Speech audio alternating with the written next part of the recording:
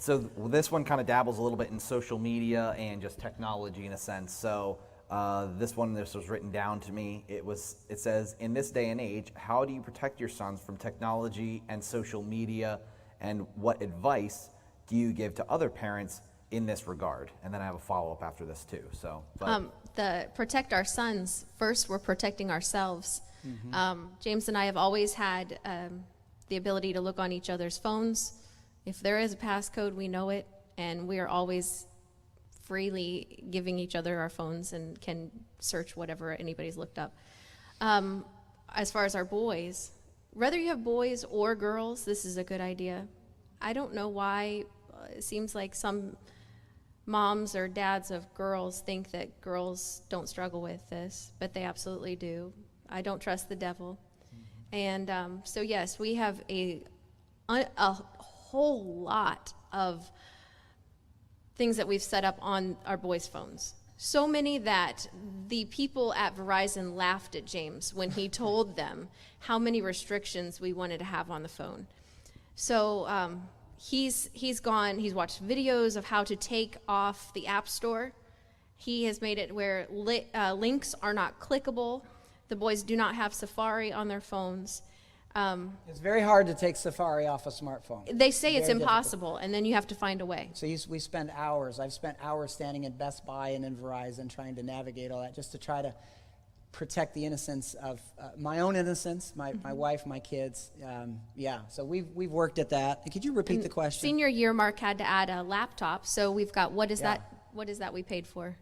Oh, Covenant Eyes. Covenant Eyes that reports. And I know a lot of you do that. You have Covenant Eyes, so you have accountability there. So we can see everything that's on the laptop. But we don't want to give place to the devil. The word place in Ephesians 4 is the idea of opportunity. So as much as we can aid our family in abhorring that which is evil and cleaving to that which is good, we want to, while at the same time understanding at some point they leave our family. And, I tell my son Mark, who's out of our house now, I say, Mark, I respect the fact that you still have embraced it. And maybe the way you said it sounded like we force this on our children. It's not something we've had to force at all. Right.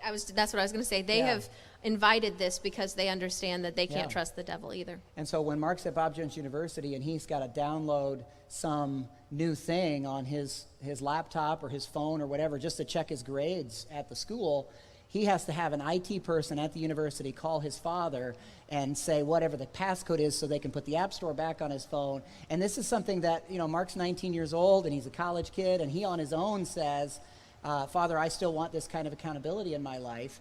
And then I tell the person that calls that's in the IT department, I say, hey, I want you to know I really respect my son for still bringing himself under this kind of accountability. So maybe when they move on, they'll still continue to have that kind of accountability. And it is something I've tried to model, as Britton mentioned, with Britton. So a lot of the ways I try to hold my sons accountable, Britton has provided that for me, and I try to do that for her as well in different ways. Also, we've always had a policy since the kids ever had phones that those phones stay in our room at night.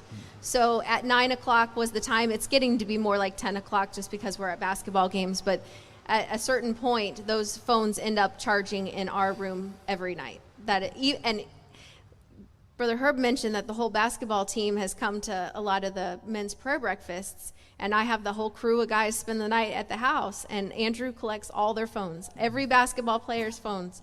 They are all in our room at night so that, we don't give opportunity for anything. And I update their Instagram in my room.